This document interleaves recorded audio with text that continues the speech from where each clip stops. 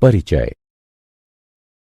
अरे नीता, क्या तुमने कभी जन्मदिन के उपहार को लपेटा है? हाँ, कई बार।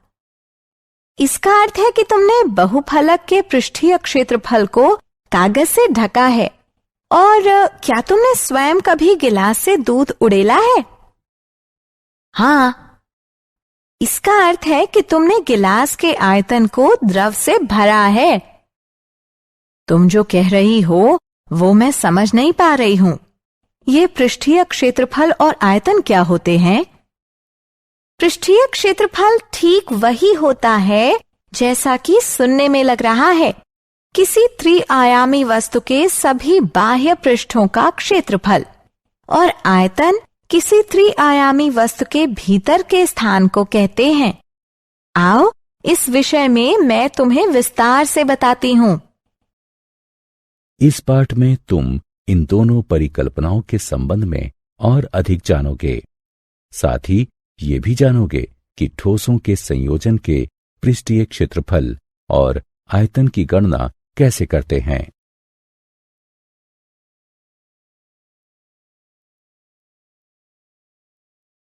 उद्देश्य। इस पाठ के अंत में आप निम्न करने में सक्षम हो जाएंगे। किन्हीं दो आधारभूत ठोसों जैसे घनाभ, शंकु, बेलन, गोला व अर्धगोला के संयोजन से बनी वस्तु का पृष्ठीय क्षेत्रफल निकालना। किन्हीं दो आधारभूत ठोसों के संयोजन से बनी वस्तु का आयतन निकालना। किसी समवृत्ताकार शंकु के छिन्नक को परिभाषित करना। किसी शंकु के छिन्नक का आयतन ज्ञात करना। किसी शंकु के छिन्नक का वक्र पृष्ठीय क्षेत्रफल ज्ञात करना। किसी शंकु के छिन्नक का कुल पृष्ठीय क्षेत्रफल ज्ञात करना।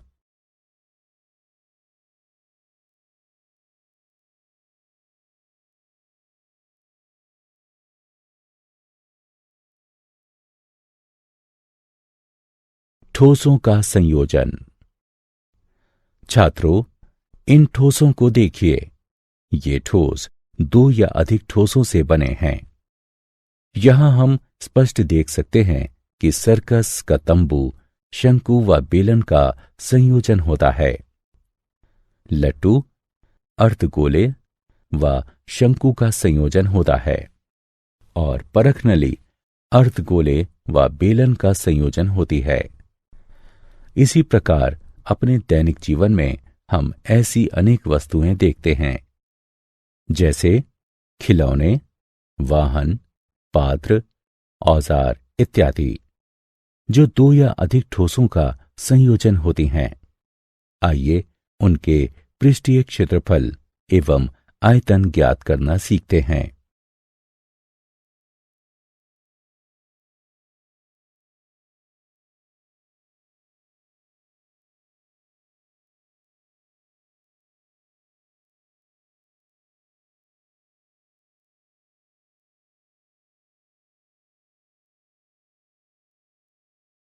ठोसों के संयोजन का पृष्ठीय क्षेत्रफल। ठोसों के संयोजन से बने ठोस का पृष्ठीय क्षेत्रफल ज्ञात करने के लिए हम उसे छोटे छोटे ठोसों में विभाजित कर देते हैं और फिर प्रत्येक ठोस का वक्र पृष्ठीय क्षेत्रफल ज्ञात करते हैं। फिर उन सब वक्र पृष्ठीय क्षेत्रफलों को जोड़कर संपूर्ण ठोस का पृष्ठीय क्षेत्रफल ज्ञात कर लेते हैं। उदाहरणार्थ, इस खिलौने को देखो। यह खिलौना एक शंकु और एक अर्धगोले का संयोजन है। इस खिलौने का पृष्ठीय क्षेत्रफल ज्ञात करने के लिए हम शंकु एवं अर्धगोले के वक्र पृष्ठीय क्षेत्रफल ज्ञात करेंगे। अथवा हम ये भी कह सकते हैं कि किसी खिलौने का कुल पृष्ठीय क्षेत्रफल शंकु के वक्र पृष्ठीय क्षेत्रफल तथा अर्धगोले के वक्र पृष्ठीय क्षेत्रफल के योग के बराबर होगा।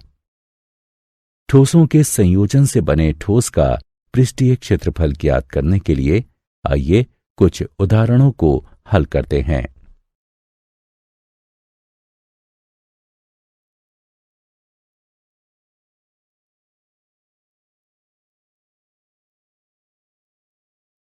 उदाहरण, एक ठोस खिलौना एक समवृत्ताकार शंकु द्वारा आच्छादित अर्धगोले के रूप में है।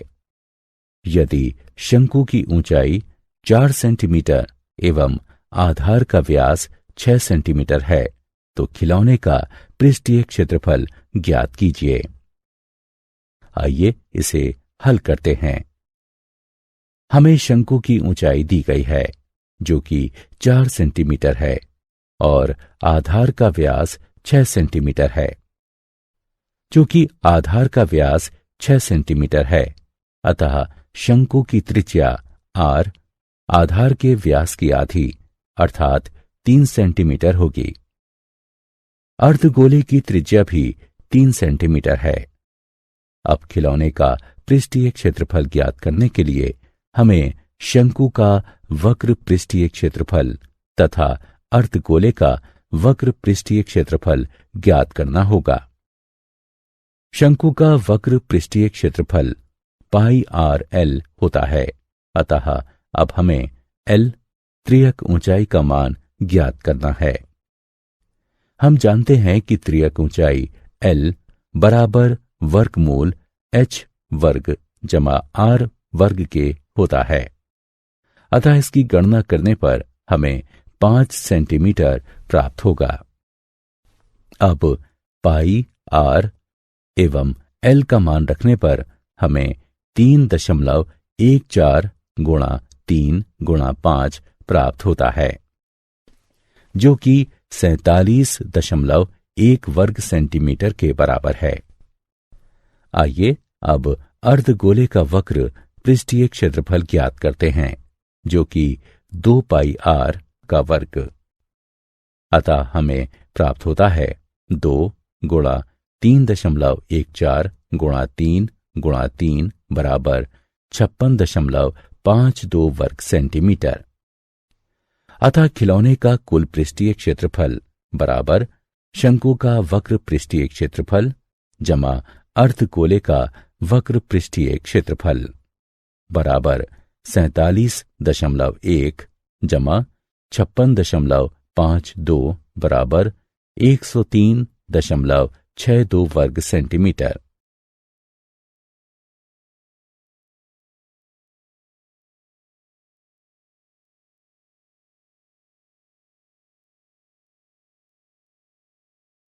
इस आकृति को देखिए। ये सजावट के लिए प्रयोग होने वाला ब्लॉक 2 ठोसों से निर्मित है, एक घन एवं एक अर्धगोला। ब्लॉक का आधार 5 सेंटीमीटर कोर वाला एक घन है और उसके ऊपर लगे हुए अर्धगोले का व्यास 4.2 सेंटीमीटर है। ब्लॉक का संपूर्ण पृष्ठीय क्षेत्रफल ज्ञात कीजिए। हल।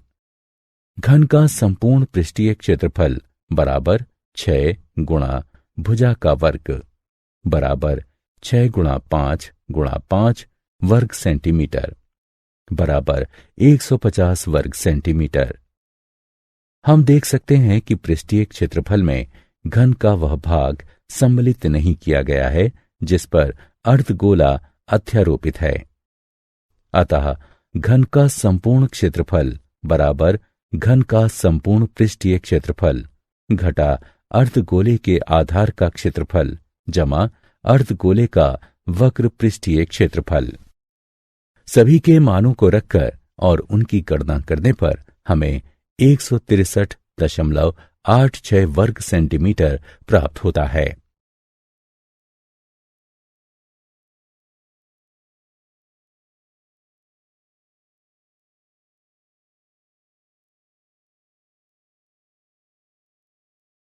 ठोसों के संयोजन का आयतन।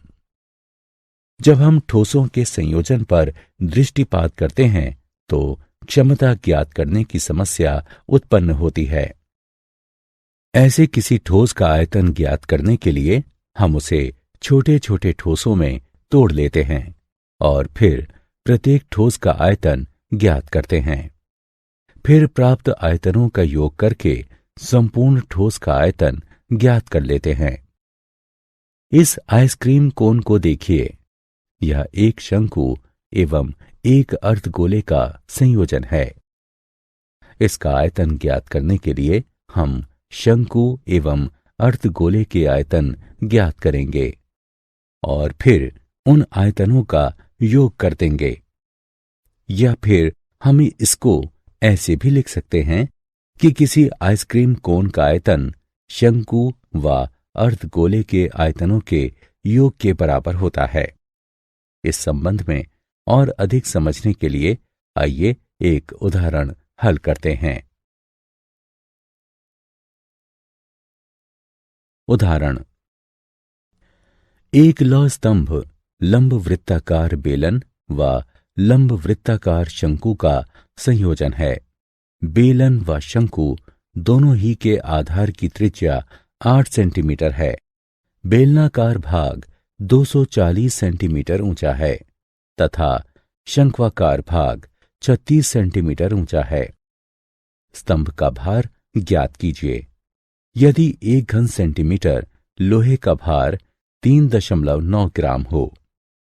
हल, मान लीजिए R बराबर बेलन की त्रिज्या, शंकु की त्रिज्या, H बराबर बेलन की ऊंचाई, H1 बराबर शंकु की ऊंचाई। हम जानते हैं कि स्तंभ का संपूर्ण आयतन बेलन व शंकु के आयतनों के योग के बराबर होता है। अतः संपूर्ण आयतन बराबर पाई आर का वर्ग H जमा 1/3 पाई आर का वर्ग H1 बराबर पाई आर का वर्ग गुणा H जमा 1/3 H1। इसे हल करने से हमें संपूर्ण आयतन प्राप्त हो जाता है जो कि 50,688 घन सेंटीमीटर है। अब स्तंभ का कुल भार बराबर ठोस का आयतन गुणे भार प्रति घन सेंटीमीटर। यह है 1,97683.2 ग्राम अथवा 197.6832 किलोग्राम होगा। किसी ठोस का एक आकार से दूसरे आकार में रूपांतरण।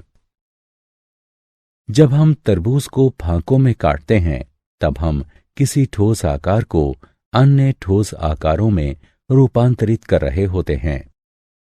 फांकों के माप एवं आकार से हटकर एक तथ्य है जो कि सारी प्रक्रिया को भलीभांति व्यक्त करता है। सभी फांकों का संयुक्त आयतन वास्तविक तरबूज के आयतन के ठीक बराबर होता है। जब हम किसी दिए गए आकार के ठोस को किसी अन्य आकार में रूपांतरित करते हैं, पृष्ठीय क्षेत्रफल साधारणतया परिवर्तित हो जाता है, यद्यपि आयतन वही बना रहता है। इसी प्रकार ब्रेड को फांकों में काटे जाने के मामले में हम किसी ठोस आकार को किसी अन्य ठोस आकार में रूपांतरित करते हैं। सभी फांकों का कुल आयतन वास्तविक वस्तु के आयतन के ठीक बराबर होता है।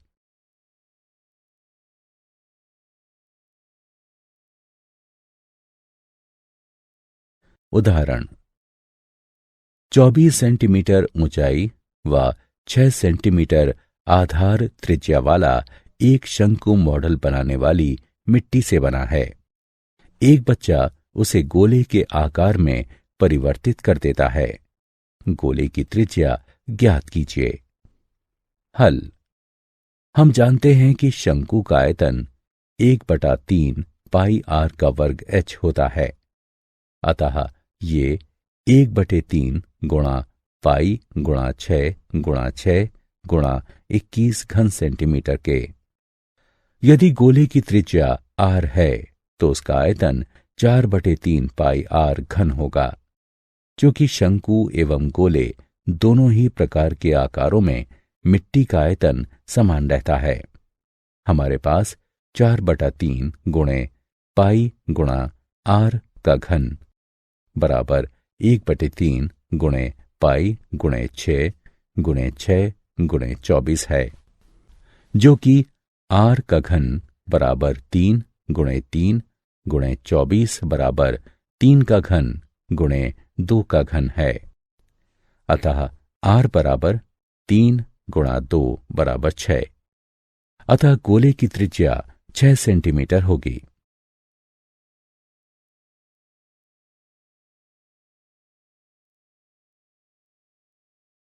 शंकु का छिन्नक। यदि एक लंब वृत्तीय शंकु उसके आधार के समांतर एक तल द्वारा काटा जाता है तो काटे जाने वाले तल एवं शंकु के आधार के मध्य का भाग शंकु का छिन्नक कहलाता है। शंकु के छिन्नक के सूत्र नीचे दिए गए हैं। शंकु के छिन्नक का आयतन बराबर 1/3 पाई h r1 का वर्ग जमा r2 का वर्ग जमा r1 r2। शंकु के छिन्नक का वक्र पृष्ठीय क्षेत्रफल बराबर है पाई l गुणा r1 जमा r2 के, जहां l बराबर है वर्गमूल h वर्ग जमा r1 घटा r2 के वर्ग के। शंकु के छिन्नक का संपूर्ण पृष्ठीय क्षेत्रफल बराबर पाई l r1 जमा r2 जमा पाई r1 का वर्ग जमा r2 का वर्ग। अगले स्क्रीन में हम इन सूत्रों का प्रयोग करके शंकु के छिन्नक का आयतन एवं पृष्ठीय क्षेत्रफल ज्ञात करेंगे।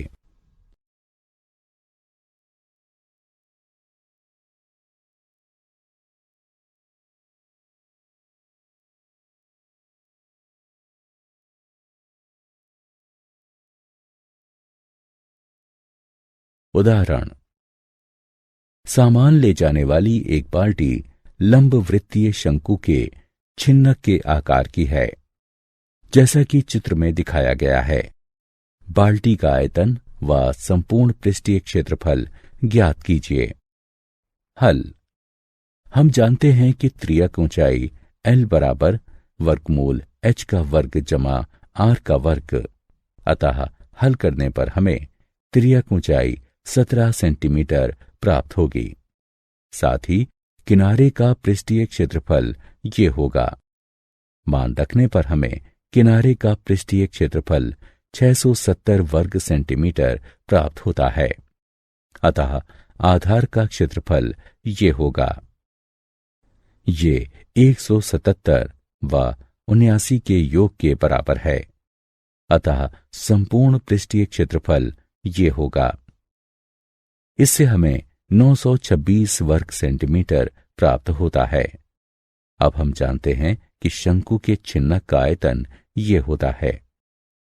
मान रखकर हल करने पर हमें 2114 घन सेंटीमीटर आयतन प्राप्त होता है।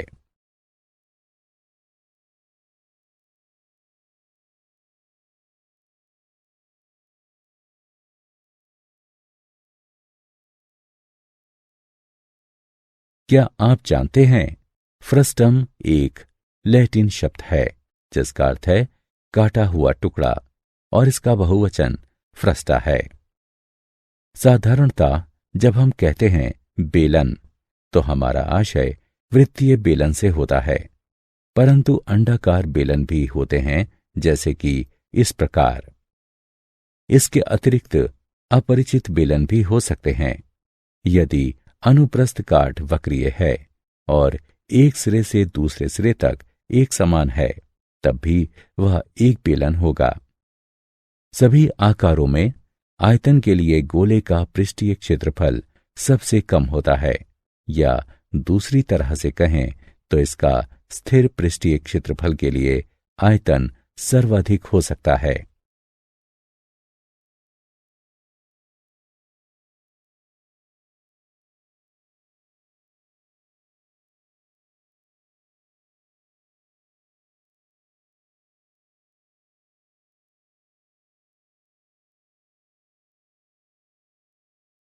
सारांश। आइए हमने जो कुछ सीखा है उसे संक्षेप में दोहराएं। ठोसों के संयोजन से निर्मित ठोस का पृष्ठीय क्षेत्रफल ज्ञात करने के लिए हम उसे छोटे छोटे ठोसों में विभाजित कर देते हैं और फिर प्रत्येक ठोस का वक्र पृष्ठीय क्षेत्रफल ज्ञात करते हैं और फिर उन सब वक्र पृष्ठीय क्षेत्रफलों को जोड़कर संपूर्ण ठोस का पृष्ठीय क्षेत्रफल ज्ञात कर लेते हैं। ठोसों के संयोजन से निर्मित ठोस का आयतन ज्ञात करने के लिए हम उसे छोटे छोटे ठोसों में तोड़ लेते हैं और फिर प्रत्येक ठोस का आयतन ज्ञात करते हैं। फिर प्राप्त आयतनों का योग करके संपूर्ण ठोस का आयतन ज्ञात कर लेते हैं।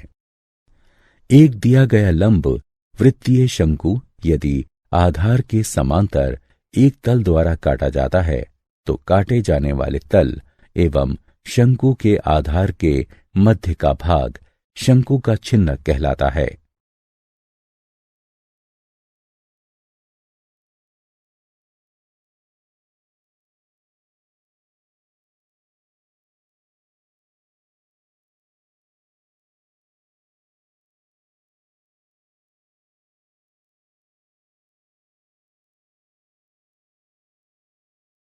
शंकु के छिन्नक से संबंधित सूत्र इस प्रकार हैं। शंकु के छिन्नक का आयतन ये है। शंकु के छिन्नक का वक्र पृष्ठीय क्षेत्रफल ये है। शंकु के छिन्नक का संपूर्ण पृष्ठीय क्षेत्रफल ये है। जहां h बराबर छिन्नक की लंबवत ऊंचाई, l बराबर छिन्नक की त्रियक ऊंचाई तथा r1 व r2 छिन्नक के दोनों आधारों यानी सिरों की त्रिज्याएं हैं।